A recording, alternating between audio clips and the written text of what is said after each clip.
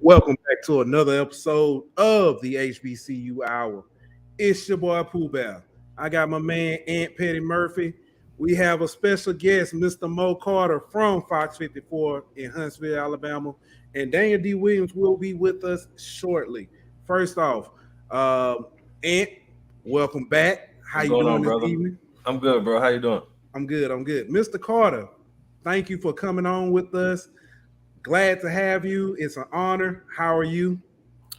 Uber, I'm doing well, man. Got a little break in between my coverage times in the late portions of the spring, but I'll be revving it up later in the week with some state championships for baseball and softball. But appreciate you guys inviting me on to kind of chat and talk about some great sports, including HBCU things. All right.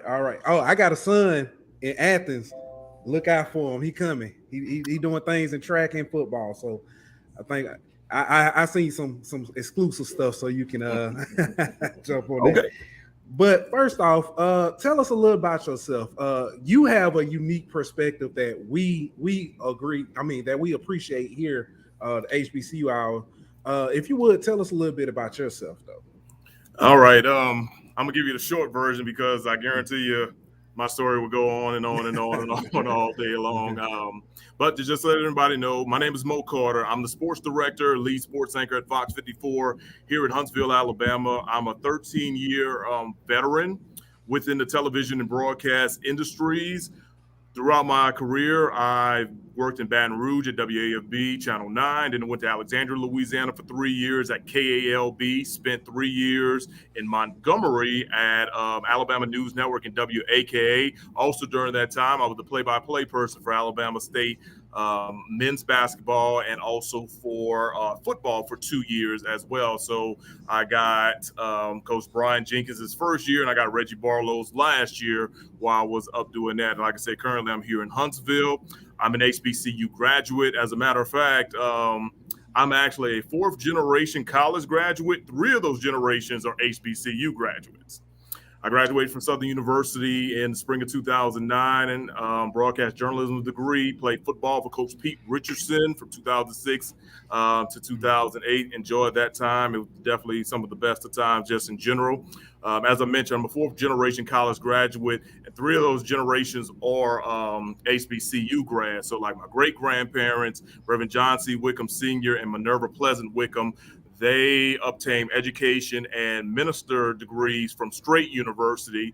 Then my grandfather, Reverend John C. Wickham Jr., he started studying at Straight and then finished up at Leland College, which is right outside of Baton Rouge in Baker. Now, for people wondering and tuning in, where the heck is Straight at? Well, what happened was Straight was a university that was at HBCU in New Orleans. And then in the early 1930s, they merged with another HBCU called New Orleans University. And now you have Dillard University. Those 2 schools were the predecessors to Dillard. So yeah, okay. So my early ancestors had that. My parents had an opportunity to go to HBCUs, but there's kind of a good reason why. Around the time they were coming out of high school, they the state of Louisiana, of course, was going through desegregation things. So a lot of PWIs were trying to up their their minority numbers. So basically, my parents went to a PWI for free in the late 70s, so, but then again, like I said, I was always been entrenched around with HBCU stuff besides all my ancestors and aunts and uncles and all that. So, definitely be entrenched. Majority of them going to Southern. Got a few people that went to Grambling. I'm going to let them have that one or whatever. Actually, I'm not one of those people that hates Grambling 365 days a year. But yeah, that Thanksgiving week, yeah, just don't mess with me. Let me ask you about that Thanksgiving week then, Mr. Mo. What's up, man? Last episode we talked about which classic is better, and since you're a Louisiana guy, but you covered the other classic that in Alabama. Which one's bigger, the Bayou Classic or the Magic City Classic? Man, I get that question a lot, and it's always interesting to really answer it because do I answer it from a professional standpoint or do I answer it from a personal standpoint? Hey, drop all the professionalism right now. You can drop it right now. Just get down to the real of it. All right, here's the real of it. Okay, obviously, I'm probably 99 out of 100 times I'm gonna tell you the Bayou Classic just primarily because of what's always been at stake. Honestly, especially if you look at the Bayou Classic the last 25, 30 years or whatever, especially the NBC years or whatever, multiple times that Southern Grambling game has literally decided either the SWAC champion or the division champion in most cases. I mean, even when I was in high school, I remember that 2003 game where, it was 44-41. Quincy Reshaw threw for like 480. Bruce Eugene threw for like 505 or something. And it was a defensive interception that came up to, solidify what happened. And Southern went on, won the SWAC championship, won the HBCU national title, whatever that year, and that's just one of the few times. Now, I will say this. One thing, though, or whatever about the Magic City Classic is that it's one of those true rivalries where if Alabama A&M and Alabama State are going into that game 0-8 or 0-9 or whatever and stuff, you're still going to get 60,000 plus inside of Legion Field and like another 30 to 40,000 just outside tailgating, man, which is like unbelievable. Especially like the first time I got a chance to check that out in 2013. So definitely the loyalty is there year in and year out. I mean, I still remember in 2019, the game where like you had a torrential rainstorm, and you barely had anybody in the stadium. But once that rain stopped by halftime, man, you had 50,000 people definitely inside there that got a chance to check out a 3 overtime game. So that's how I always look at it as kind of like, the hits and misses and highs and lows with it. But I'll tell you this, if you have never been to either one, try to put it on your calendar. One is at the end of October and the other one is Thanksgiving week. So you got some time if you want to go to both in between or whatever. Just get your money right either to get to Birmingham or to get to New Orleans. Yeah. So I'll say that when I came on, I introduced and said you had a unique perspective. You're a Southern man. Yes, sir. Where I met you or became acquainted with you was when I was living in Montgomery and you were covering high school sports period. And I had a little cousin that played high school sports. So I, get home after when we see you doing the highlights and stuff. But you also covered Alabama State being in Montgomery. Now you're in Huntsville because as a matter of fact, and I mentioned to you when I moved to Huntsville and the first time I watched the news, I was like, I know that guy. I know that guy, and you're covering Alabama A&M, so you've seen Southern, Alabama State, Alabama A&M, and there's been drama, it kind of the schools and stuff. There's also been, just great sports moments and stuff. How is it? Because it everywhere you've been able to cover HBCUs. How is it? And I guess this will lead to my next question. Mm-hmm. What is the difference in being able to cover PWIs? Because you do cover Alabama and Auburn as well, but then you also cover Alabama State, as we mentioned, and now Alabama A&M. What is it like covering the differences between a PWI and a HBCU? Well, first thing, I'll just go ahead and just put it out there. When I'm covering a PWI, there are a lot of times where I will show up to that game, whether I'm going into the press box or I'm going into the Photog Lounge, if I'm shooting that game, and I'm one of the few people that literally looks like me. And many people will tell you that who are in this industry just in general. But all in all, here's the thing. At the end of the day, I've always felt like I've had a job to do, man. Now, granted, I enjoy covering, PWI stuff or whatever, but because I'm an HBCU grad, I'll admit I enjoy covering it just a little bit more, but granted, there's some perks when the PWI stuff or whatever. For example, I was in Indianapolis this past January to see Alabama take on Georgia inside Lucas Oil Stadium for the CFP National Championship. I've been to other bowl games and whatnot, but at the end of the day, there's nothing like covering an HBCU. But it all goes back down to this, man. I'm a sports anchor. I am a local sports first guy. That's a kind of a reason why you've always seen me put a lot of effort into covering my local / close range HBCUs. Obviously, I'm here in Huntsville. Alabama A&M literally is less than 2 miles away from our station. There's no way in the world we should not be at just about every event that we can be at. Same thing when I was in Montgomery. Alabama State literally was the next exit away from us, if not mistaken. Right. Yeah, I want to say we were off of exit 3, they were off of exit 2. So, and Tuskegee was, 40 minutes down the road and stuff. Mm-hmm. And now on top of that, as I mentioned, local sports first. We go back to Montgomery route. On top of those things, I also had Troy. I also had Faulkner, Right. So I made sure that those local elements are always taken care of, primarily because of this. A mentor of mine told me a long, long time, because of the big schools or big programs, and we were in Baton Rouge at the time. So he used the example of, hey, LSU and the Saints, anything happens with that or whatever and stuff, you're either going to see that on NFL Network, SEC Network, or even ESPN.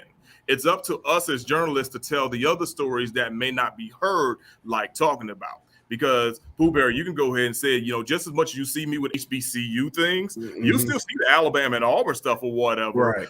In my broadcast, I just find a way to make sure that, we're all equally yoked in this situation just in general. Now, one good thing I do have, though, is that, the SEC and from pro sports, they've got restrictions on what we can put on the websites. So because of that, HBCU, SWAC, we don't have those restrictions, so I can put everything I want to put on the website or whatever, but I'm limited on certain SEC and pro things, so those boost those online and digital numbers, and it always kind of makes me look good in that sense of fashion. But man, at the end of the day, man, I'm a typical sports guy. I love covering stories. I love telling stories, no matter what it is, whether it's just a local person in general or an HBCU, whatever it is, I always try to make sure, we get it in. Plus, I try to localize things too, man. Like whatever we can do, we definitely make it happen just in general. Perfect example recently, I'll go ahead and just tell you this. So here in Huntsville, of course, we got all these different schools or whatever. Well, there's a young lady named Candace Story Lee. She played basketball at Bob Jones, all-state standout, went to Vanderbilt. Well, now she is the athletic director of Vanderbilt, first African-American female athletic director in SEC. Well, guess what? Whenever they talked about that, man, I emailed the AD real quick. I'm like, hey, I need to talk to this lady like real quick or whatever. She actually responded. Well, they sent it to her. She responded. She was like, hey, no problem. Anything for my hometown, local news stations or whatever. So all of a sudden I'm interviewing somebody, and guess what? It's localized in that situation. Yeah. So I always try to do my best, to localize some things and make some things happen just in general. And that's how you continue to expand your audience. All right. So we have two questions, and I know you got a good question yourself. Go ahead and do the comments first. Oh, so we have two questions. The first was who is the best man in the SWAC, and why is it Southern and not Grambling? Oh man, I mean, why is it Southern and not Grambling? I mean, I guess if Grambling doesn't have an S on their chest, I guess we'll go ahead and just say that. I'll tell you what other people have said just in general. Of course, you think about the human jukebox, you think about people like Dr. Isaac Greggs, and so many other people that have come out of the Southern University music department with the bands. I mean, I've always just enjoyed it just because at the end of the day, they literally can play anything and it sounds, perfect just in general. As a matter of fact, the guy that's the current band director now, he was the band director at a high school that my sister-in-law was at, only 7-8 years ago, just in general. And he's a Southern man and all that. Now, my wife will tell you this. My wife will tell you Southern's better than Grambling because Southern only needs one drum major to roll with a band. Oh, I thought you was gonna say because they drums don't have wheels. I thought that's what you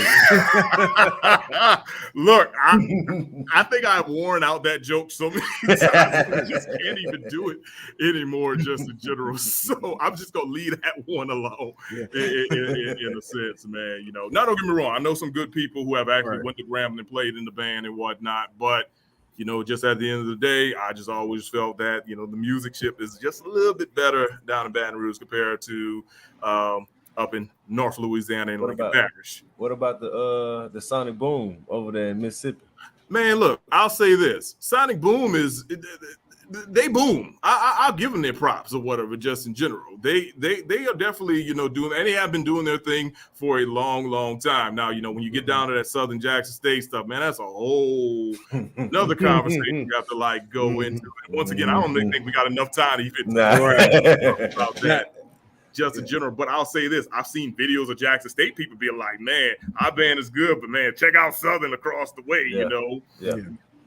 Just in general. But at the end of the day, man, I think every HBCU has their unique style and the way they blend and comprehend to what the people definitely want to hear. Just in all of that. But like I say, the connections, you're like, you gotta go with it. All right. So it's funny. I'm telling you how small the world is. You mentioned the band director, Keldrick Taylor, if I'm not mistaken, from Mobile. He was in the band with my cousin. Really? So yeah, at Blunt High School. So that is a small world, man. It's a small world. I'm gonna end up reaching out to see if I can get him on, because I do want to talk about HBCU bands, because that's a game in itself. So, absolutely. Well, that leads me to my question, Mr. What's Mo. up, man? Covering both PWI and HBCU. When you walking up to the stadium or to cover the game, who has the better atmosphere? Is it the HBCU games or the PWI games? I mean, atmosphere-wise, if you just throw the bands just in general, obviously it is going to be an HBCU, because, I mean, zero quarters could start literally like an hour before a whole kickoff. There's a lot of PWI games I go to. I mean, their bands aren't really playing until the national anthem, Star Spangled Banner and stuff. And they're, they finally make their way into the stadium. Most of the times you got I want to say a DJ, but it's probably just a regular playlist going on just in general. So, atmosphere wise, from a band perspective. Now, I will say this. I mean, you go to a Bama game, you go to an LSU game or whatever, 100,000 people. I mean, you there's nothing like that. I will admit that. Even when you go to Auburn only holds 80,000, but that 80,000 sounds like 100,000 easily, just in general. So, but the other thing I will say this, and it goes back to the uniqueness of that. I've been to many HBCU games, and granted, they probably got a third of that, maybe half of that in a good situation. And sometimes it will sound, pretty solid. Especially when you add that band music to it. Correct, man. Correct. The last time I went to Bayou Classic was in 2019, when Southern came back and won. And, one of the things I'll never forget, other than being on defense, trying to get the stops or whatever, and you hear half the Superdome going, defense, Jags, defense. And, it is because it's in a dome, it's all staying right there. And I'm on the other side, so you're just hearing it all out just in general. So you kind of make the most out of it, just in general to it. But it's a very, very unique perspective. Like I said, me personally, obviously I'm going to pick the HBCU things, but I'm not knocking what the experience at the PWI stuff is. Now, granted, too, there are some things you're going to hear at the PWIs that necessarily you're not going to hear at the HBCUs. And if you Google, you know exactly what I'm talking about from there. And you kind of have to just, I'm not going to say have a blind eye to it, but you have to just be knowledgeable of those situations. Let's just say somebody put me on game when I first came here, and it's a way of life to certain extents. Now, you've also had some of those same coaches who turn around and be like, hey, stop that stuff. Most of the time I don't even say stuff. It's something else. I'm just being nice because I know this is a family show. I'll say this, though. I think, my bad, Pooh, but really quick, I think the difference of those atmospheres, of those game days, I think whenever LSU plays Southern this year, I think for the first time, some of those PWI fans will get to kind of see a taste of what HBCU atmosphere looks like with the band and the tailgating experience and all that. And I think they're gonna really see what HBCU football really is like from the fan perspective.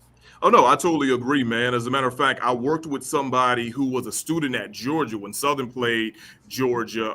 I worked with them here a few years ago in Huntsville, and she told me that one of the livest atmospheres they ever had was when Southern came play there, and she's from Atlanta. She was like, hey, I kind of know about Clark, Atlanta, Morehouse. It was like, man, when y'all band came out and played this and then played that, and then like they played like a Ludacris song, it was like we was going nuts. Like we didn't even want to see the Georgia band perform after that. And I think she even said, like, I think they gave Southern more time to perform than what Georgia's band did, which usually doesn't happen. And she was like, hey, from that day forward, she was like, I had way more respect for for the HBCU culture, and it's a white girl talking about that just in general. She was like, I had to go Google things, and then all of a sudden she was like, oh my God, this person went here, this person went there. So yeah, man, and I think you're totally right. I think there's going to be some LSU folks whose eyes will open, like they know about Southern, but they won't know till they actually see it. It's a difference hearing about it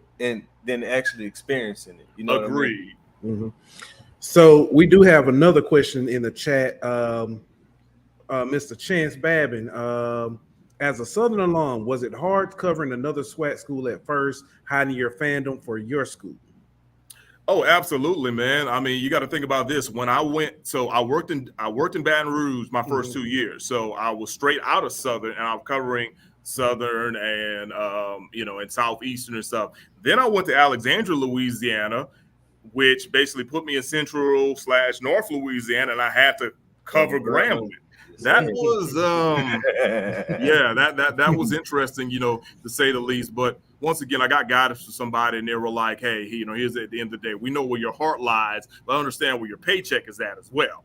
Yeah. So, with stuff like that, it got a little bit easier. When I moved to Montgomery to cover Alabama State, it wasn't as bad since, sure, they played, Southern and Alabama State played a decent amount of times, but at the end of the day, it wasn't as, much of a rivalry just in general. Now, one of my first play-by-play things was Alabama State versus Southern, and I had to say a few prayers before that one because I was like, ooh, I don't want to say the wrong thing here or say the wrong thing there and show an allegiance just in general. But then on another note, I mean, my wife, she's got 2 degrees from Southern. She quickly will tell you that just in general. She has enough fandom for the both of us to be like, hey, don't worry about, showing this or showing that. It's like, babe, I got you in this situation. So, nah, man, it really hasn't been hard. What was more of a challenge was probably going from Montgomery covering Alabama State and being a part of all that to coming here and covering the arch rival Alabama A&M. So, like Match City Clash, for example, like I'm used to going to this part of the tailgate or going to this part of the press box. Now we flip it, and now I'm trying to find some new people and trying to do this and trying to do that just in general. Because I mean, hey, those people, embrace even the local media for that as well. Yeah.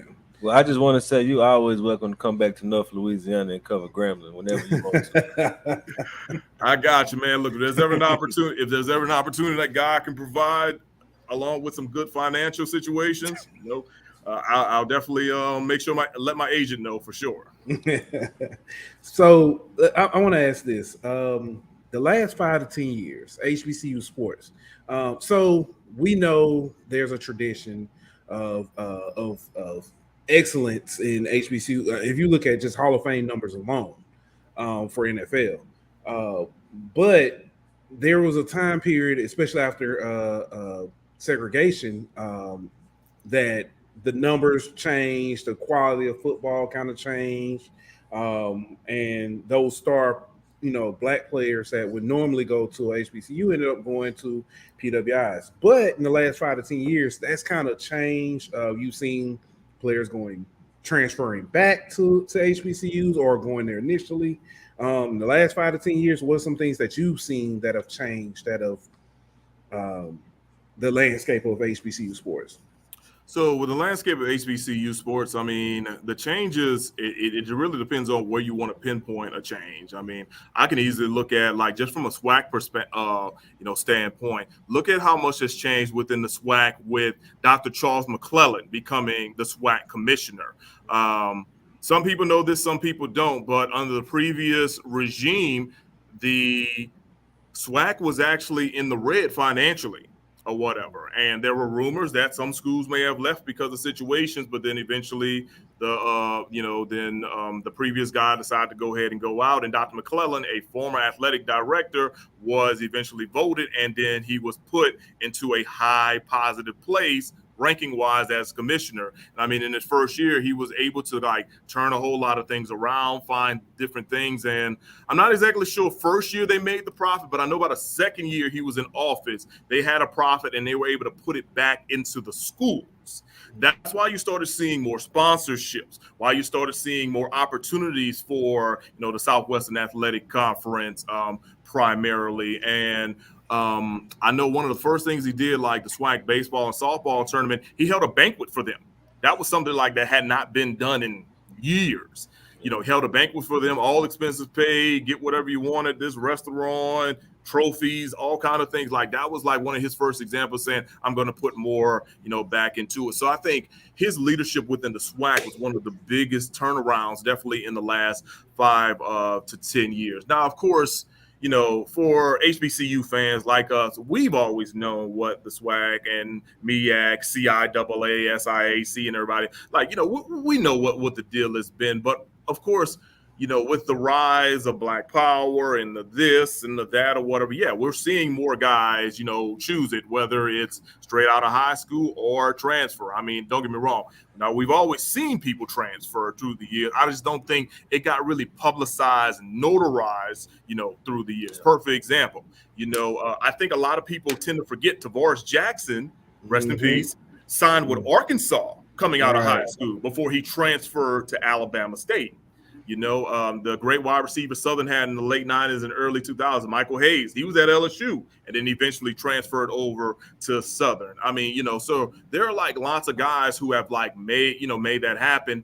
Unfortunately, I guess it really didn't become a trend like talking about until, in these recent years. Now, of course, we can use the Coach Prime, Deion Sanders effect and whatnot in there as well. I mean, that's a whole nother story in it. If you don't know about it, then shame on you. You need to go ahead and just do, some Googling or whatever with that. But I think at the end of the day, I think more so the last 5 or 10 years, it's just been a matter of like being able to put good products on the field and put good this in the air. And also like HBCU alums, no matter if they're famous or they're up and coming, kind of like putting things on the map. Let's use this for example. Anthony Anderson, went to Howard. I didn't know he never finished his degree until like a month ago or whatever. But in the show Blackish, he reps Howard through and through, and then tried to have his son go to Howard. Like, how cool is a situation like that, to come up and about? I mean, you can go back and think about the show that was on BET. College Hill. College Hill for one or whatever, which was like, and I hate that I was a senior in high school the first year of college years, so I didn't get a chance to experience that, even though I know a lot of people that were on that show. But the scripted one they had the last couple of years, with Gam, you and I know what you're talking about. The Quad. The Quad, yeah. So of course they took recollection from a lot of things there and kind of incorporated that. As I remember, one of the scenes later on in the season when the president of that school was talking to another president, if you look on her wall or whatever, it established that president was a quote unquote graduate of Southern University. And all of a sudden, like, our university like got wind of it and was like, yeah, we signed off on this and everything. They made a big old story about it. So, it's like you kind of like making more of the culture just in general. And we want to go all the way back or whatever. Let's not forget about what the impact that things like School Days and also Hillman College and A Different World, had on it. I mean, that's my show. Well, exactly. You even had like Will Smith and Martin on their shows back in the day, paying homage to it, and like we kind of see that with Chris Paul did. I know he did a lot to rep for the HBCUs. Exactly, because Chris Paul is the only person in his family who didn't go to an HBCU, which is actually interesting. Yeah. We've seen Russell Wilson, do some things as well, especially with his grandfather, I think, being at Kentucky State at one point in time. So you're seeing it. I think now people are noticing just a little more or whatever. I'm glad you pointed out the thing about like how Will Smith and Martin Lawrence. I remember Queen Latifah. Jada Pinkett Smith had a Southern jersey on one time. Britney Spears had a Southern shirt on in our Crossroads movie or whatever, which she specifically asked for. There's a whole lot of things. I think people now are just kind of noticing what the nostalgia was and trying to just be like, hey, let's go ahead and just bring that thing back just in general. Now there's a lot of other things going on or whatever in the world that's not towards in a positive light, but we're trying to overshadow the negatives with the positives all in all. And I mean, like I said, I can only speak for a small portion. There's a whole lot of other people that can say whatever they want to say just in general when it comes to the acknowledgement of HBCUs. And I think it's going to continue to grow and expand, which also will lead to good things for just about any and every school if they do the right thing. I mean, heck, I don't know if y'all saw Morris Brown is on his way back to being what it used to be, Yeah. So, I mean, and you think about how popular Morris Brown was in the movie Drumline, and that was right before things got as bad as they did. So, you think about if they were able to overcome all that after 2 decades, think about how everything else can be better for other people. All right. Well, we're going to take a quick break, and then we're going to come back and bring our man Daniel Big Head D. Williams in the building, but we'll be back in 30. The Golden Boot Pod is proud to announce that merchandise is now available. We have everything from t-shirts and hoodies, to hats and beanies, to drinkware, to wearables and blankets. You can find it all under the merchandise tab at thegoldenboot.podbean.com or go directly to thegoldenboot.com. As always, thank you for supporting the Golden Boot Pod.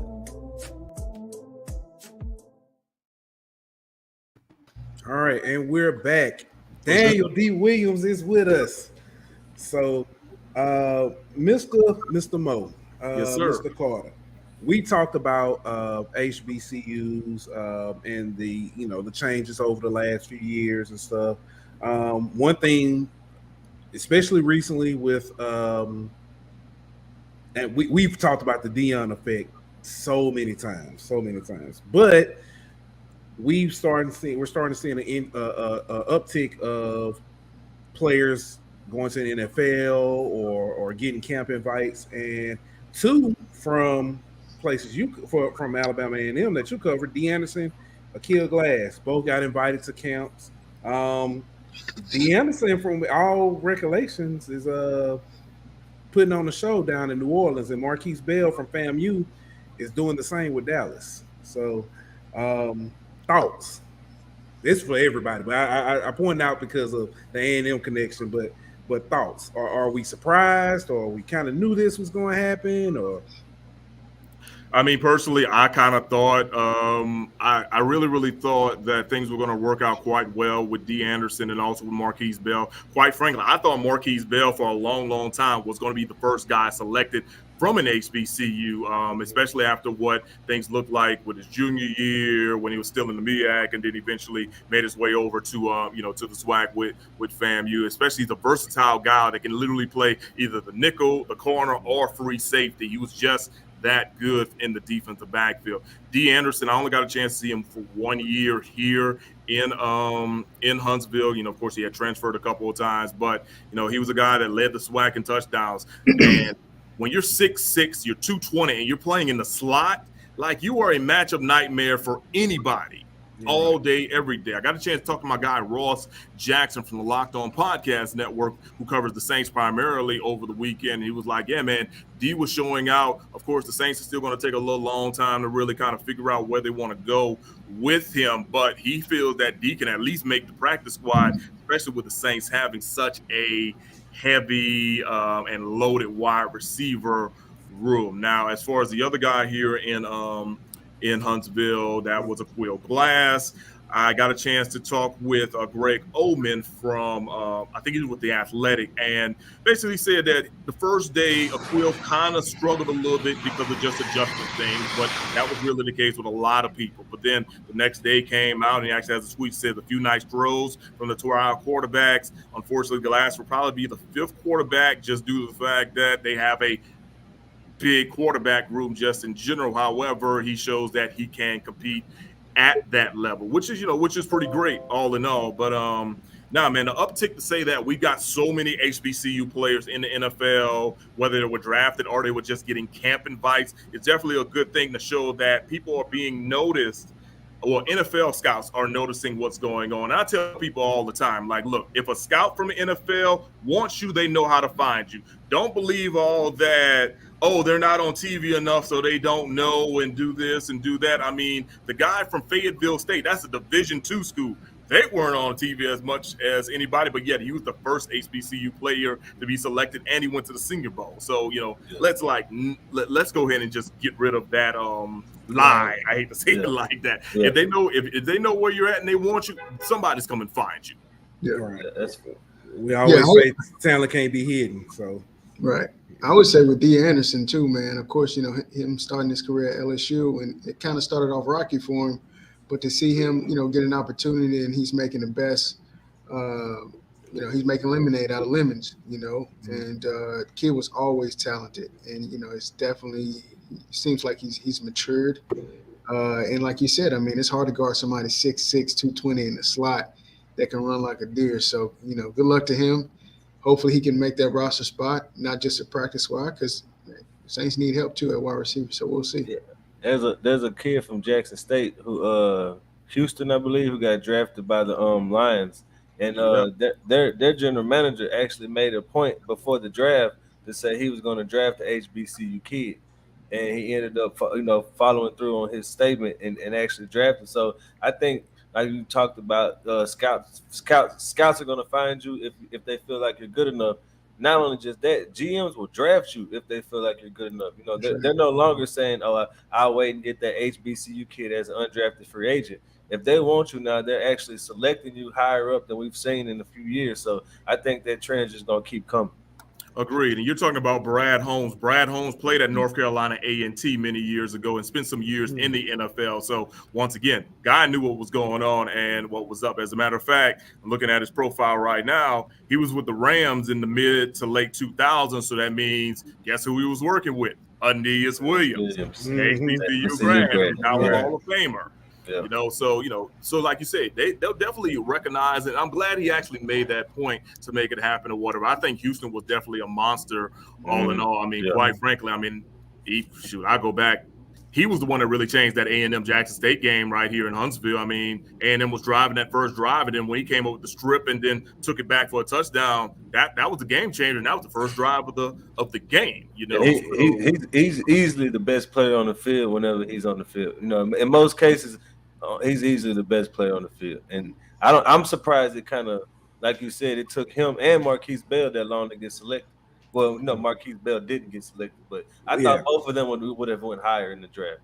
No, I definitely agree with you on that one. But once again, we don't know what's the mindset for a lot of these NFL draft rooms, how high certain people are on certain boards and what the needs are. We only can see it from the outside looking in, but we're not with them just in general. The most I can tell you is this, like, I know that the New England Patriots, they always look at Alabama guys because Bill Belichick used to coach with Nick Saban, and he knows that Nick Saban prepares guys for the NFL. That's why they have so many Alabama guys on their team. But that's about as general of the knowledge as we could really, really say from a NFL draft standpoint, because everybody's basically different. Right. I do want to point this out that Fayetteville State, Jackson State, trying to think who else had someone. South Carolina State, and Southern all had more draft picks than Texas. I just want to throw it out there. Horns down, always. Anyway, I want to throw that out. Will Adams and Felix Harper also signed pro deals. Felix Harper is with the Browns. And I think with Deshaun being there, Felix, it may show a type of quarterback that they're looking to go after now. And also, even if he's just practice squad, you got to look in that division. You've got Lamar Jackson, and you've got although he may not be as mobile as some people think, he's still pretty mobile in Joe Shiesty, Joe Burrow. And I'm not sure who the Steelers are going to make? Mitch Trubisky probably they're going to be. Right now, either him or Peterman, but both of them actually are pretty good, capable runners also. Right. So yeah. Will Adams, who did he end up going to, or who is he? I have to look that up. Yeah. Okay. But let's talk about, cause we did talk about transfers and people coming back to HBCUs or going to HBCUs. Rashad Williams is transferring from St. Louis to Arkansas Pine Bluff.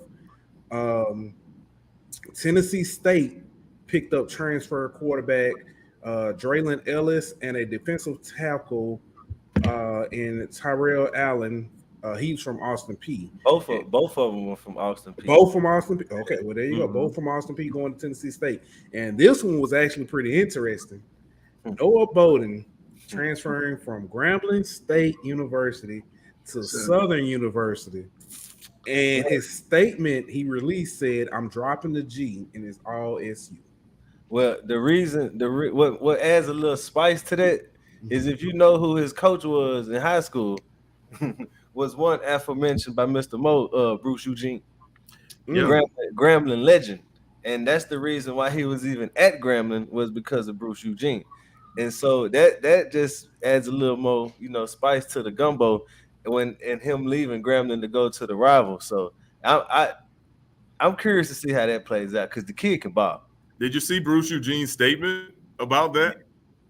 Yeah, that I did not. So all right. So on Twitter, he says, "Yes, sir, my son. In life, you'll hit some bumps in the road. Learn from it because it'll make you better. Jaguar Nation, I'm now a fan of yours. Coach Dooley, take care of my guy. You know where to find me for the Bayou Classic." Wow. Right. Wow. And every year the Bayou Classic always has an MVP luncheon, and obviously Bruce Eugene is a multi-time MVP for Grambling through the time that he's played with them. So, I mean, is he going to rock his black and gold for the MVP lunch and then all of a sudden, I don't know, show blue and gold representing his? He gonna take the cape off like Superman with the SU underneath. Wow. All right, let's stay with Grambling for a second. Hey, Pooh Boy, I want to say this real quick, man. Go ahead. Going to Southern is going to be very, very interesting as well, just because. So, Bubba McDaniel was the guy most of the time last year, or whatever. He was good, he was okay, and whatnot. But but then when it got Bashawn McCray, the JUCO transfer, I mean, he balled out in the spring for the Jaguars, and Coach Dooley said at the end of spring that, hey, his quarterback competition is still open. He may bring in another one. So that QB competition in the summer, which really will probably start in about 2 weeks, I'm pretty sure, memory serves me correct, football players who are usually on campus either that Tuesday or Wednesday after Memorial Day or whatever at Southern if they remain on the same schedule and all that. So Biden's going to be there within the next 2-3 weeks and he's going to compete against those other guys or whatever with the now off-season workouts you can have. So man, that quarterback battle will be interesting. I may give McCray the slight edge just because of the experience factor, but from the long-term future, it probably will be, Biden just in general. But, we'll go ahead and see how it goes from that. Coach Dooley basically said he wants a winner. He doesn't care if they're a game manager or if they're just a guy that can sling it around and put up all kinds of points and numbers. He just wants somebody that can win. Well, I let me, before you go, Pooh. No, you're good. I add this to it, too. Not only did we see, him go to Southern, but all the recruits who originally committed to Southern, and then Dante Starks, who committed to Southern but ended up at Grambling. So this Bayou Classic is going to be a lot of chippiness and, absolutely. I mean, even more than normal, because of the, players. I was committed to you, but I signed with him. I went here for a year. I transferred to the rival. So it's going to add an extra layer of chippiness this year to the Bayou Classic. Absolutely. It's going to be very interesting. It's going to be personal. I might have to give the edge to the Bayou this year. Come on down. We'll treat you to a good time down here, Pooh Pop. All right. So, staying with Grambling and I guess the theme of turmoil. Grambling State volleyball coach is now, or Grambling decided to perform an investigation into this. We mentioned this before. There's two narratives out there, but basically what happened was Coach Chelsea Lucas. Did I get that right? Mm-hmm. Came in was hired as Grambling new volleyball coach. The circumstances of how we got here are a little murky. One side says she came in, told everybody to pack, not in these words, but everybody pack your bags. Another one was it was like, hey, we don't want to play for this coach. But either way, none of the players from last year's team is returning or are returning, and now that it's being investigated. It got the attention of Stephen A. Smith on First Take also. Yes. Yeah. I think it was also there was a big article in like USA Today as well about it. Yeah. Right. And we've had Yard Talk, HCX Miss Love on, and she talked about it initially. Talking about the United Front, presenting a message as a school to kind of avoid some of the PR nightmare. But this story never seems to die. It keeps coming back up. Anybody? I don't know what to say. You say you love it. No, I don't love it. I love to go first. Okay, go ahead. Go ahead. What's the reasoning for opening back the investigation or starting an investigation if your statement whenever you came out is that this wasn't done maliciously or whatever, and that you had issues with the players? Is it because now it's getting national media attention? Because the reason why I'm asking that is because the original statement from the athletic department and AD was that the coaches have the freedom and to run their programs the way they see fit.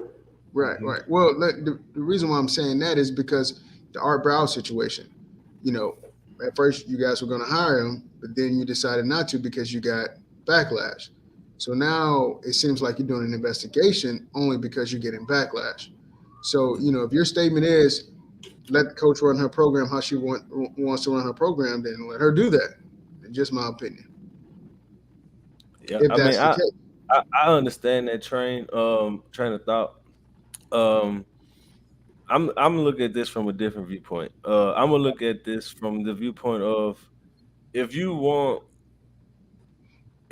players to commit to your program, you know what I mean, and you want your program's name to be cleared in a sense, then why not have a third party come in and investigate it to clear yourself to say, hey, look, somebody else came in and said that we didn't do anything wrong here. And it's not my word versus the player's word anymore. We have, proof, if you want to call it that, based off this investigation that we did everything by the book. So in a sense, you don't have to just argue back and forth with on social media as the supporter of the coach or supporter of the players. You can actually prove what really happened based off this investigation. So you don't have Stephen A. Smith saying, we need to find out what happened. Okay, we found out what happened.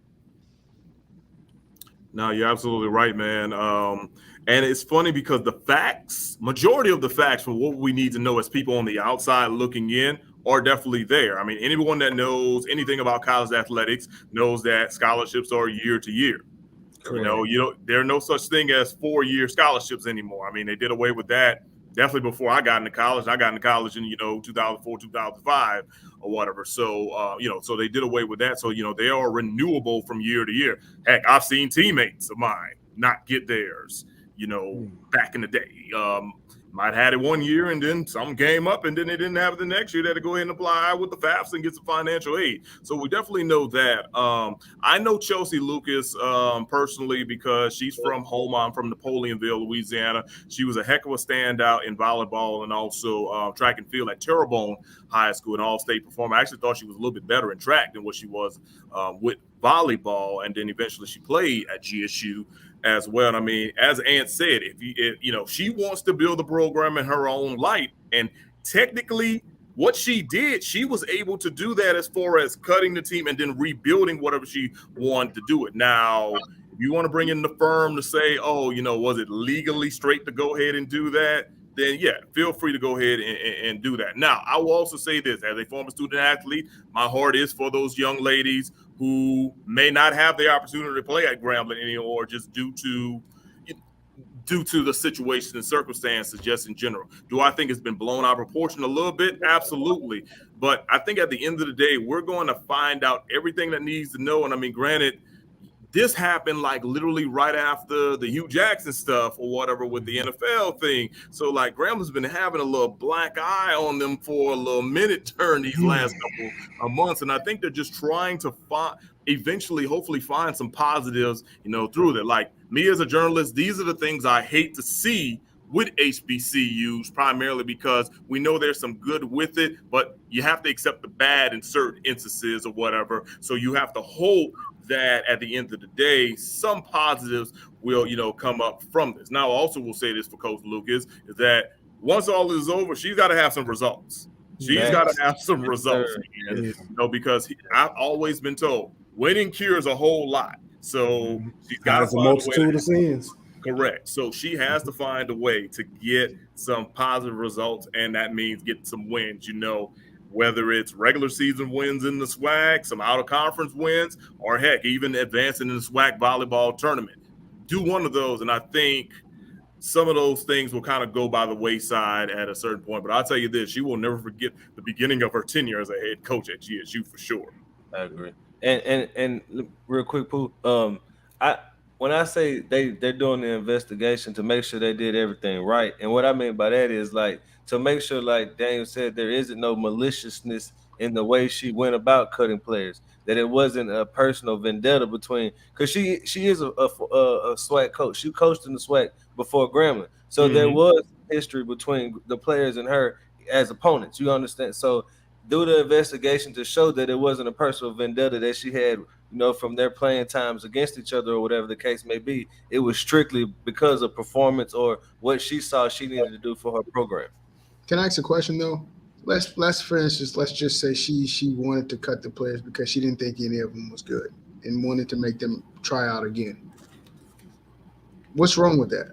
Maybe it was malicious. Like what's the issue? No, but if it was a situation of whenever we played Grambling, whenever I was at UAPB, I didn't like your attitude, so I'm cutting you. That's a personal vendetta. That has nothing to do with performance. That's the type of stuff that will be cleared out in this investigation. That's true. That is true. I mean, let's not forget the team that Deion Sanders had in spring of 2021. Probably 60% of that team was not there in the fall of 2022, and I know all them dudes just didn't up and leave. Right. So if we want to make comparison from a coaching standpoint, but Ant, man, I'm glad you went ahead brought up the thing about the personal vendetta situation. Yeah, that's really what I meant. What up, Devin? Hey, and Mo, you also mentioned that you was in Central Louisiana. I'm from Alexandria myself, man. Well, I lived there for a little bit. Yeah, I went to Ash. Cool. What high school you was at? I went to Ash. Okay. Yeah. Yep. The more Ash Trojans. Trojans, baby. Yeah.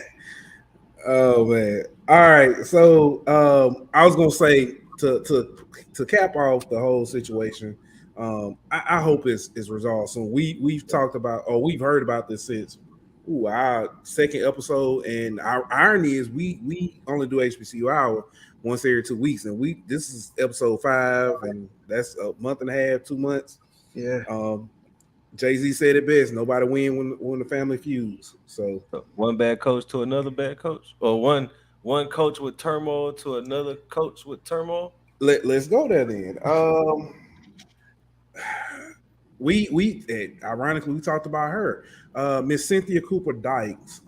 She retired earlier this season. Now she is also under investigation because former players have accused her of being demeaning, demoralizing, and abusive. The investigation revealed allegations that Miss Cooper Dykes routinely used overt sexual language with her players, and that she and her staff doled out excessive punishment that the team members say endangered their physical and mental health. The allegation spans from her time at Texas Southern from 2012 and 13, and then again in 2019 to 22, her time at USC from 2013 to 17, and also her time at UNC Wilmington from 2010 to 2012. She got a track record. Yeah, a bad one as it seems. Yeah. It's a lot. It's still kind of fresh, so I'm trying to tread lightly on this one. But I'll just say this, Pooh. If the allegations are true, there's no place for that in any sport, much less women's basketball or women's sports. And as a former athlete and women athlete, that's really what gets me is she should understand that there's no place for that. You know what I mean, in the game. So and I don't want to. If all this is true, I do want to clarify that. But I just hate to see someone who was a legend in that sport, man, for women's basketball. She really was a trailblazer, and to see her name being attached with something so shameful, it kind of pains me to see, in a sense. Yeah. And I'll say too, I know a lot of old school coaches. I can remember whenever I was playing in high school, I had coaches that would grab me by my face mask, rip it off. You know, you'll be watching film, they'll throw a can of dip at your head. You know, they were a little bit abusive, right? And, you know, they might have said some choice things that, you know, if you said it now, you'll lose your job. You know what I'm saying? So a lot of that stuff, you know, they did that in the past, but, you know, with this new generation of kids, and you can't do that. Yeah, the world is changing. You gotta know the climate. You know what I mean, and you gotta know, that especially that, you know, but not the climate of not just your team and, you know, and your sport. You know what I mean, but the times as a whole, bro. And you gotta know what you can and can't say. But let's also, you don't have to do that in order to get results. You don't have to demean anyone. You don't have to bully any players to get those results that you need. So the fact that she was a great athlete and chose to do that, that's. I mean, look at the probably the best coach the best coach in their conference, Coach Reed at Jackson State. She's the exact opposite. You know what I mean? Yeah, she might. There might be some, you know, constructive criticism and stuff like that, but you can tell that it's coming from love. You know what I mean? And it's not to break a player down. It's really to build them back. The same we see at Kim Mulkey. You know what I mean? Yeah, she's tough for the players, but it's out of love to build them up, not to break them down as a person. Agreed. Same thing could be said about Sandy Pugh, man, when she was at Southern, for sure. Yeah. I mean, Sandy did the same thing. She loved those girls, you know, all day, every day, and always wanted the best for them, made sure that they were taken care of both on and off the court from a student athlete standpoint. And of course, I've heard, even though she hasn't had the success like she did at Southern now that she's at Prairie View, I've still heard some good things about her out there, and, you know, here, there, and everywhere. Been to a few practices. Yeah, she's going to raise her voice or whatever. That's what's going to happen. Same thing, Montgomery, you know, in Alabama State with Coach Frida Freeman Jackson. I mean, look, I done seen Coach Frida get in some girls' tails, you know, or whatever. But then it's more like after she does it, this is why I yelled at you, because if you do it in the game, then we lose the this and all that. So for Cynthia Cooper Dyke, you know, a great player, trailblazer and whatnot, to say that this has happened at multiple places is definitely not a good thing, allegedly, you know. Yeah. But the fact that all this is now culminating or whatever after her retirement, you know, it almost makes it seem like it was eventually going to come out anyway. And looks like, you know, things have kind of just hit the fan from there. So, you know, I guess we'll find out coming up what the full truth is very soon. Yes, Mr. DK. Hey, if you have any shirt needs or stuff, holler at my man DK. He'll take care of you. But DK said, as a coach, I get on kids all day, but the key is to operate from a position of love and with the kids' best interest. I can agree with that. I know that I started doing flag football for my son, and just seeing some of how the other kids, one thing, you can't talk to every kid the same. That's one. And then one of the rules that we have out there, there's no profanity towards the kids. And also you're not to jump on a kid. And when I say jump on, I'm not physically, I know we all understand that, but for the audience, ain't nobody jumping on no kids out here. But we yeah, I know, right? No, but the thing is, we are told, you got to tread lightly on how you talk to some of these kids. You can't berate the kids, right? Yeah. Because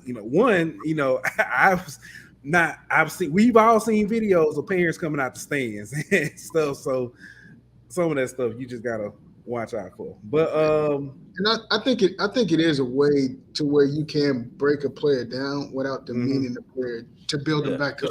For sure. You know what I'm saying? I think that definitely could be done. It's all about the intentionality of your words, though, bro. Exactly. And I mean, whenever it comes to coaching, it's not about these 4 years. It's about the rest of your life. You know what I'm saying? Whenever you think about coaches, I can think about my coach, my college coaches, my high school coaches. I can call them anytime. You know what I'm saying? Because they were difference makers. So, I would hope that she can do that. Right. Yeah. Right. Great. Yeah. So I do want to kind of move on to something a little bit more uplifting. Tarik Cohen. He wrote a letter basically discussing too uplifting, bro. Yeah, I don't know if it's going through it right now. Well, but he wrote a letter to his younger 17-year-old self, just telling about the things he went through, having to change schools, almost committing a homicide, death in his own family. You know what I mean? Right. But and y'all say not. The way I look at it, it shows it's uplifting in the sense that he's still here and that he made it through that, bro. And it's uplifting because that's proof to a kid who's 17 right now who has a similar lifestyle of what he lived in. That hey, maybe I can, maybe not make it to the NFL, but maybe I can make it to college, or maybe I can, chase my dream, whatever it may be. I don't have to be, a product of the environment I'm in right now. So it's a very sad, story in a lot of senses. But I think the overall message of it is uplifting in the sense of that's where he was at, but look where he's standing at now. You know what I mean? Right. But the good thing about his story is the fact that because he can't speak about it now, that he's overcame that. You know what I'm saying? Because I don't want to go script, but of course, we're set free by the words of our testimony. You know what I'm saying? But the fact that he was so at a place so low, that can, like what you said, it could touch somebody in that place, and that they can see that, hey, he made it out. I can do the same thing. Yeah. So it's always, I always like that, man. Especially if you came from a good place, tell your story. You know what I'm saying? Because everybody didn't grow up in a bad environment. You know what I'm saying? Everybody got a story, and by you telling it, you never know who you can touch. But hey, I just got an alert that Tarik Cohen tore his Achilles today in that workout. I'm watching the video. I could tell, bro.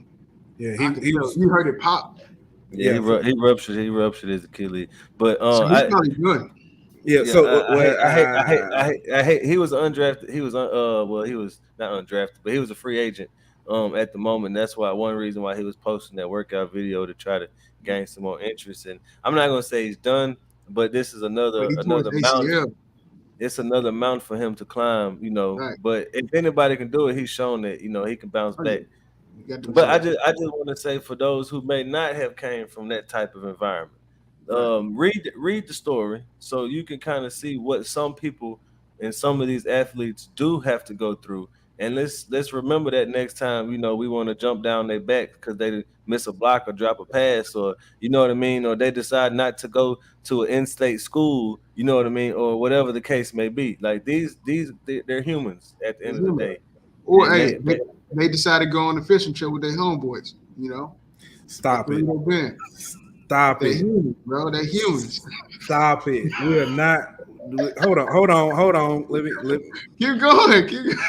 Nah. You earned this one. The views and opinions expressed in the Golden Boot podcast are those of the speaker and do not necessarily reflect the views or positions of the Golden Boot podcast as a whole. I am not talking about Miles Brandon tonight. No, sir. So, No, sir. So about South Carolina State, what you was about to say, Pooh? South Carolina State raised $3 million for athletics. Daniel, we talked about this. Has been placing time out. Yeah, he has. But South Carolina State raised $3 million for athletics. Daniel, we talked about this 2 episodes ago about HBCUs taking money games and stuff like that, and how Dion came out and said you don't need it. And the conversation was, and Mo, I would love your opinion on this. Yeah. The conversation was, do we need those money games, or can HBCUs start generating that money for themselves? We know schools like Jackson State is starting to do it. Now we see South Carolina State, who did beat Jackson State in the Celebration Bowl, that they're starting to raise that money. So my question, I guess, is, is it start time to stop looking at those money games? I feel like it just depends on really who you are. So I would have to literally say like yes and or no in that sense. And the reason why I say that is that obviously, there are a lot of schools who depend on those money gains especially for football, playing those big schools. That helps not only generate revenue for that time period, but really help generate revenue for an entire fiscal year athletically as well. Like take a look at this. If I'm not mistaken, my guy Reggie Flood was the first to kind of break down like the Southern LSU thing. I think Southern's getting like $750,000 to go literally across town to play LSU. And then the band is getting an additional amount, along with there'll be a future revenue or whatever, because that game's going to be on one of probably like SEC Network or something. So in that situation, like think about like how far that's going to go just in general. I mean, we look at Notre Dame's going to be playing Tennessee State, and apparently that game's going to be generate like $1 million for them, which is by far one of the highest things an HBCU has ever gotten. I mean, you can't tell me Tennessee State doesn't need that money, not only for their athletic programs, but also for some other, for some other things within really their portion of Nashville to help upgrade some other scenarios. Now, yeah, I know that Coach Deion Sanders has said that, but if I want to play devil's advocate, is he talking about just them, or is he talking about everybody in general? Because let's not forget, Deion Sanders' first game, wasn't it against Edward Waters? He played. They played. So technically, wouldn't that be a money game for Edward Waters? They played ULM as a money game for ULM. Correct. Paid I remember Jackson State that to come over here. I remember that. But I'm just saying, like, wasn't Deion's first game against Edward Waters? So wouldn't that be a money game for that HBCU and Edward Waters as well? True. So I don't want to rub no elbows the wrong way, but you want to kind of call a spade in that situation. Now, granted, with Jackson or whatever, they're drawing the fans. They can go ahead and get that, and if the money is spread correctly. And I say correctly because there's been some financial things in the past with Jackson State that if you Google, you know exactly what I'm talking about. So if those things are done whatever correctly, then absolutely they can go ahead and do it. But you can't say that for each and every other school literally across the state. It's so funny how like we'll see HBCUs like play non-conference other FCS opponents, and then what happens when you go over there and stuff? First and foremost, it's one of their biggest crowds ever, because obviously we take it a little bit more serious than what they do, and all of a sudden they get that taste of, oh man, look what's going on. We got an HBCU coming across and stuff. I mean, if I'm not mistaken, I think like out of Northwestern State's 5 top Grambling games. Yeah, as far as like attendance, I think Southern has like 3 and Grambling has like one other one. And the only other one is like Stephen F. Austin, which is Northwestern State's arch rival. So, so what does that say? I think Southern also helped McNeese set a attendance record as well. So, you kind of look at it like at the end of the day, what has to happen is that, if you can't fully fund your athletic programs to a point where you want to think on that, you got to do some of these other things just in general. So, I mean, granted, like I said, hey, my senior year, we played Houston when they had Case Keenum and Case Keenum was the quarterback and Kevin Sumlin was their head coach, and we got a pretty good paycheck, that year from it. So, Hey, I'll say this though. You said they raised $3 million, right? Correct. All right. Their entire athletic budget as of 2021 was $8 million. So think about how much that 3 is going to help that exactly. 8 for several years. But just think about how we said they don't like some people saying they need to get rid of money games. Well, the smallest FCS athletic budget is Mississippi Valley. The second smallest is Alcorn. The third smallest is Jackson State. And fourth smallest is South Carolina State. All these HBCUs literally have the smallest athletic budget at their level.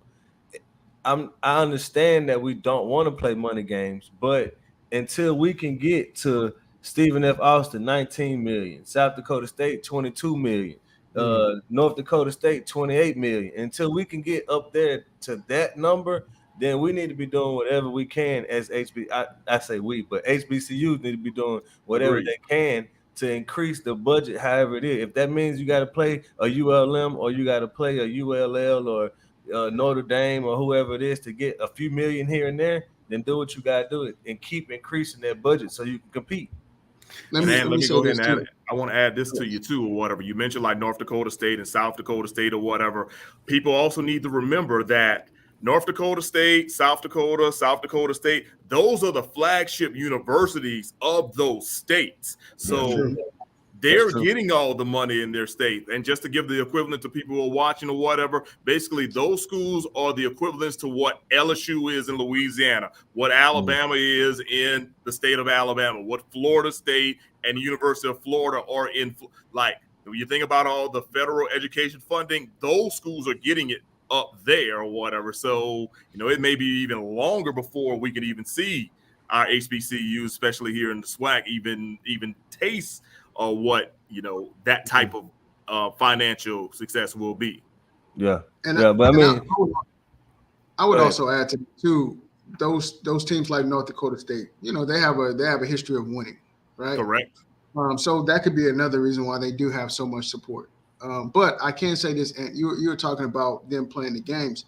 Now, of course, I wasn't opposed to them not playing big games, big money games.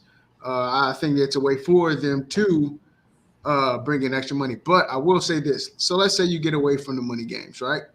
How are you going to get your funding? Well, we always say this every time we do the HBCU Hour is people have to reinvest into their school, into their programs. Okay, so you tired of seeing your team get beat 52-7? All right, then. There's a way that you can stop taking those games. How about I say this. I agree with you 100%. They have to reinvest, but they have to do it continuously. You know what I mean?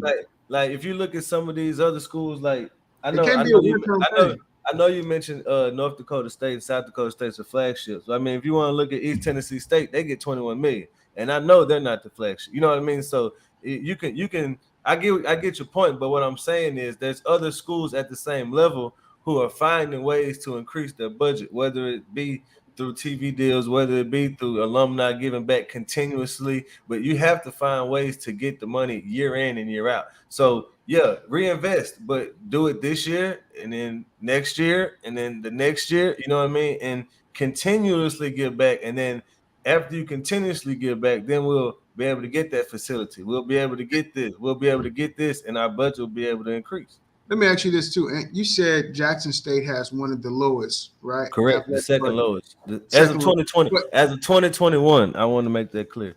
Okay, so their attendance. Don't they break attendance records almost every year? Mm-hmm. They have been. Comes to football. They have in football. What? No, I know. I'm saying in football. So I'm just saying, like, where's that money going? Or not where's that money going, but I'm gonna be quiet on that one. The fans. What are the fans doing? You know, I mean, you love your program, you love your HBCU, you love your school. My thing is this. All right, if we look at, I put myself on blast for a second. I'm a season ticket holder for LSU, right? So that means I'm giving money back to that school through tab fees, ticket sales, going to and all that, right? Okay, I can do that one year, but what am I gonna do? I'm gonna re-up my season tickets next year. I'm gonna re-up my season tickets next year, and I'm gonna keep doing it. Right. What we have to do is we have to make sure that we are doing it constantly and not just going to one game a year and saying, "Oh, I went to see Jackson State play Southern." You know what I mean? I'm supporting. Yeah, you gave $25. You know what I mean? Like I'm not knocking that. I'm not knocking that. But what I'm saying is, if you go to 5-6 games every year, you giving $250 now. You know what I mean? And all you did was do the same thing you did and had fun doing. You just did it a few more times. You see what I'm saying? So you just gotta. I don't know how. Well, look, somebody says, "What if they don't reinvest?" And if they don't reinvest, then ain't nothing gonna change. Like we are where we are. With LSU season tickets, you know this. In order for you to get season tickets, you have to give a donation. Correct. It starts off at $50 if you want to be a season ticket holder.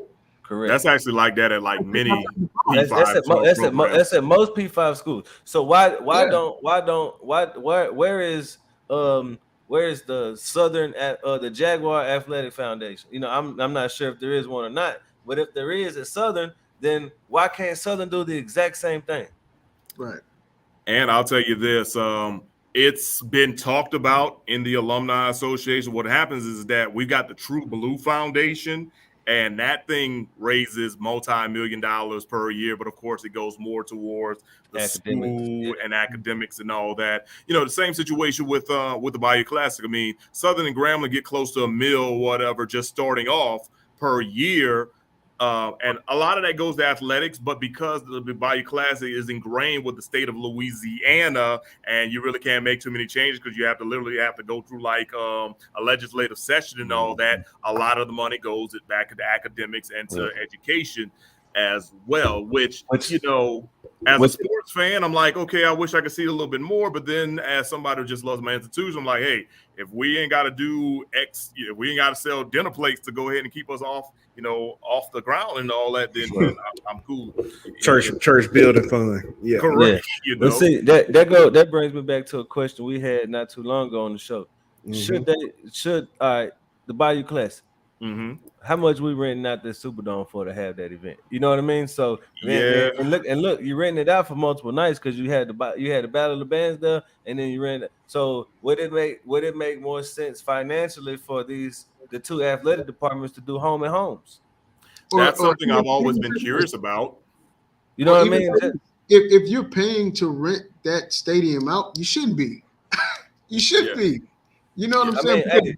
How many people you bring? How many people you know the high school athletic LHSAA has to rent that out for the state championship games, right? Yeah. You know what I mean? So the Superdome gonna make that money, bro. You ain't getting that building for free, but you know what you can get for free? You can get Eddie Robinson Stadium in Grambling for free. You get that for free all day long.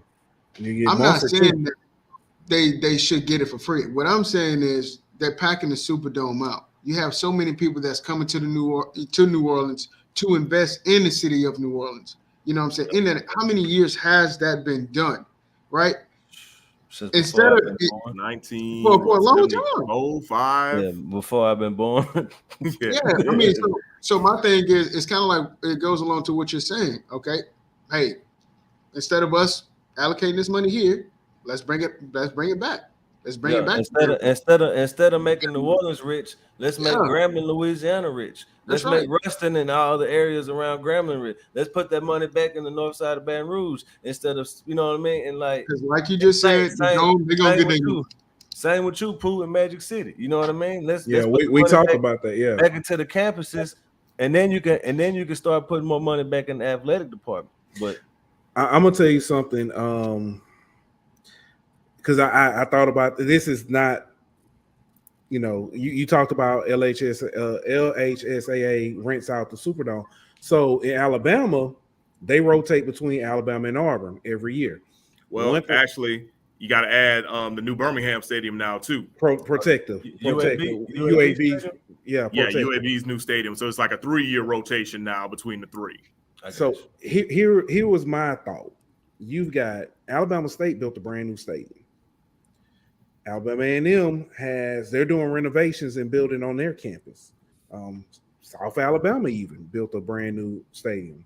My thought was have the state championship games rotate between the different colleges, and then the student athletes get to see that campus, get more knowledge of different schools and stuff like that, and that school can help generate some money. I know that'll help Alabama State. I know it'll help A&M. It'll help South Alabama. It's already helping Alabama and Auburn, which don't really need much help anyway, and it's going to help UAB. That's a good idea, though. That's a good idea. Which UAB falls under Alabama, the University of Alabama, so they're double dipping anyway. So don't get me started on that. But I totally agree with you on that. I think the most that you really get out of those other stadiums, I know like the North-South All-Star game for football is played at South Alabama's new stadium, and then the Alabama-Mississippi football All-Star game where you get all the 4- and 5-star prospects from both of those states. They rotate. It's between Southern Miss when it's in Mississippi, and then when it's in Alabama, it's still at Crampton Bowl. It was supposed to be at the new Alabama State Stadium, but I'm just going to go and say that somebody didn't make a right decision when the negotiations were going on. That's all I'm going to say to that, and I'm going to leave it like that. It's a lot of negotiations between Alabama State that kind of foiled. Make you scratch your head, Yeah. Shout out to Steve Harvey. Y'all just Google that one. So I was there. I remember it. Yeah. But I can say too, though, I know like Ash, my high school, we just played in the state championship game last year, 2 years ago, and we played at Northwestern State. So I want to say they are making an effort, I guess, to that was because of COVID, though, right? That was because of COVID. Okay, yeah. All right. Well, I think that was like the largest stadium that was the largest stadium without a lot of stadium restrictions and stuff like that. Oh, that makes sense. But with the select and non-select, a lot of we got that crap now in Louisiana. The select schools get a choice of whether they want to have it at the Dome or whether they want to do it at the home of the lowest seed or the highest seed, whatever you want to say. So if the number one seed in select wants to have it at their home place, they get it and they get the gate. You know what I mean? Or majority of the gate. So I don't know. I don't know why somebody like Grambling couldn't come in and say, hey, we'll host all the selects here and split the gate 50-50 with you, because at least the high school gets some of the gate that they wouldn't get at the Dome, and Grambling gets something that instead of nothing. But then, if I'm not mistaken, didn't Tulane host one of the select ones as well? Like Catholic High, I think. Yeah, they had the one with the two. I think it was the two New Orleans schools in the select. Okay, and the Catholic High played there too, if I'm not mistaken. I think they played. Yeah, I think both of them had their games there the same day. So Tulane's getting money. Yeah, I was gonna say Kelly High. Kelly High. Chill out.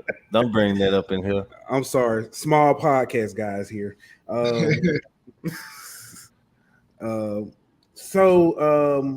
We're starting to get to a point we have to start wrapping, but I did want to mention this story. I talked about it during the altar call, but the Delaware State women's lacrosse team. For those who don't know, they were basically involved in a traffic stop, which appeared to be a routine traffic stop. I'm not sure the nature of the violation or the traffic violation, but they were, routine traffic stop. Then from there, it kind of spiraled into what can only be looked at as racial profiling. The sheriffs came on board the bus and explained that they were about to search everyone's stuff. They asked if anyone had marijuana. Can we make sure we throw in the caveat that they brought the dogs they brought the dogs, and the dogs did not alert on anything. Yeah, correct. Yeah. Then they mentioned that they were going to search everyone's stuff. Then from there, they, when asked why are you searching, it's just a routine traffic violation, and one of the deputies stated that we stopped the driver for a violation, but we're searching y'all. We're conducting business on y'all. So I don't know what led to or the decision making. The sheriff did come out and say that none of his deputies searched any person's belongings. Body cam showed different. So it's a story that, again, like I said, I hit on before. It's aggravating. It's to the point now where the Delaware Attorney General and Governor have both stated that they are going to file civil rights violations with the DOJ. So that is yeah. Is it just us or is it justice? I think we know. We know. Some, I'm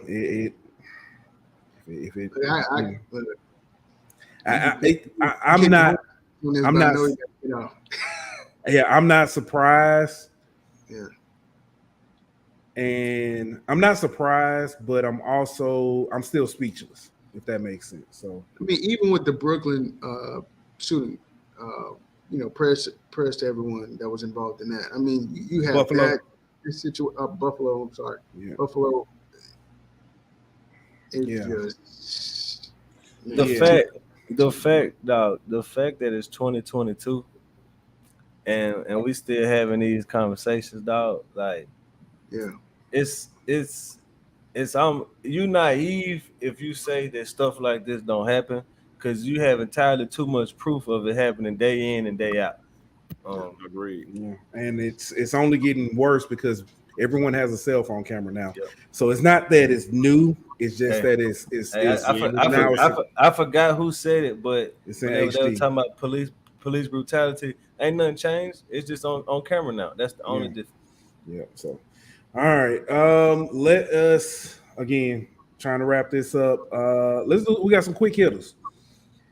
Fisk University hired Miss Victoria Crawford as the new women's basketball coach.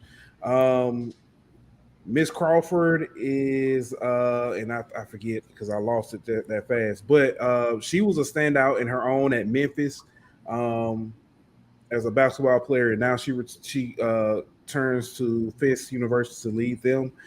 Next, we mentioned Coach Reed, one of the top, HBCU women's basketball coaches. She just got a transfer in Liz Martino from Rutgers. So that team just added some danger. Now we're gonna switch to a little golf.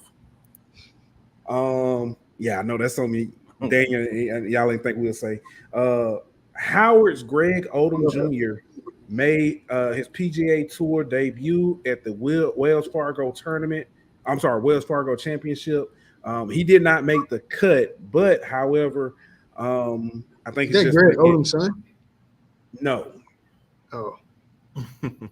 I mean, yeah, it is Greg Odom's son, but not that Greg. Not Greg. Not Greg Oden, bro. Yeah. That dude there. Nah. Hold on. Hey, but speaking of basketball players, though. Yes. Now, Earl Joseph Smith III. Earl Joseph Smith III. I know y'all like who? You may know him as J.R. Smith. He put on a shirt, everybody, and he competed. As some of you may know, he went back to school he's at North Carolina A&T on the golf team. J.R. Smith finished the semester with a 4.0. I actually finished the year with a 4.0, and it's the North Carolina A&T Academic Athlete of the Year. You might want to watch out. You may see him on a PGA Tour coming soon. He might. That boy right there might just make something of himself. What if he leaves school early? If that boy going to high school, leaving high school to go straight to the pros, biggest mistake. He could have made something of himself, man. I tell you. Yeah, I know, right? Hey, but I just want to say, Will Adams was signed by the Washington Commanders. Okay. And the Jacksonville still the dumbest name. The dumbest name. But go ahead. And former North Carolina Central wide receiver Ryan McDaniel was signed by the Jacksonville Jaguars after a tryout also. So a few more HBCU guys going to have a shot to make NFL rosters when training camp start. All right. Well, fellas, we have come to the end. Mr. Mo Carter, I sincerely thank you for coming on. Make sure y'all go follow him on Twitter. Check out his handle. Yeah, he does post a lot of good information, especially those of us in Alabama, we get to see a lot of behind the scenes stuff with the videos and stuff. But is there anything that you in closing that you want to present? Anything you want to catch you live at 9 and Well, first and foremost, I just want to say I appreciate you guys bringing me on with the HBCU Hour. It's been great. It's always fun talking sports and talking about HBCUs, two things I'm definitely passionate about. Got to throw family in there as well. I'm definitely passionate about that, whether it's, my wife and little Mo, MC3. You can go ahead and, follow me on Twitter and see pictures of him as well. I say in about, let's see, we're in 2022. So I say maybe class of 2037, we might be preparing for, for the possibility of him having like a bunch of HBCU hats in front of him playing whatever sport he wants to play. It's going to be ingrained in him by that time. I like it. But no, on the real, guys, I do appreciate you guys bringing me on just in general. As Ant said, you can follow me on Twitter at Mo Carter Fox 54, and it's also the same handle on my professional Facebook page as well. And as Poop mentioned, man, I'm posting stuff like all the time just because, hey, I love to just get the word out about stories I do, whether it's local, national, or just adding some nice flavor to it as well. Guys, can you believe like 2 years ago we were sitting at our houses watching The Last Dance? ESPN put that out today, and I was like, "Oh shoot, I totally forgot it was only years ago." Yeah, it's crazy, bro. Exactly. Before The Last Dance, I was watching stuff like marble racing and stuff like that, bro, just to trying to get some kind of competitive action going. I'm still trying to find the rules of curling. I just want to put that out there. If I can find the rules of curling, I'll be unstoppable. I will come with a curling highlight for y'all. I promise. Let me find the rules first, and we good. Bro, Please, man, look, as soon as you do it, you can work in your craft. Send it over to me, and we might be able to do a story. Hey, broom game on deck, huh? Listen. Y'all, while y'all playing, I literally got, so I was cleaning, and I had one of them long sticks. I was cleaning the shower one day, and I was in there. You got in the element, huh? like so you saying we need to start a curling team like Cool Runnings? Hey, we feel the rhythm, feel the rhyme. It's curling time. There it is. You better trademark it real quick. But again, thank you again, Mo, for coming on. Ladies and gentlemen, we expected to have a special episode air for you on Sunday. Scheduling conflict, so that's not gonna happen, and we will see y'all again Sunday from a Sunday. We'll let y'all know. But we ain't gonna be going too far. But again, thank y'all for joining. Y'all have a good night. Yeah.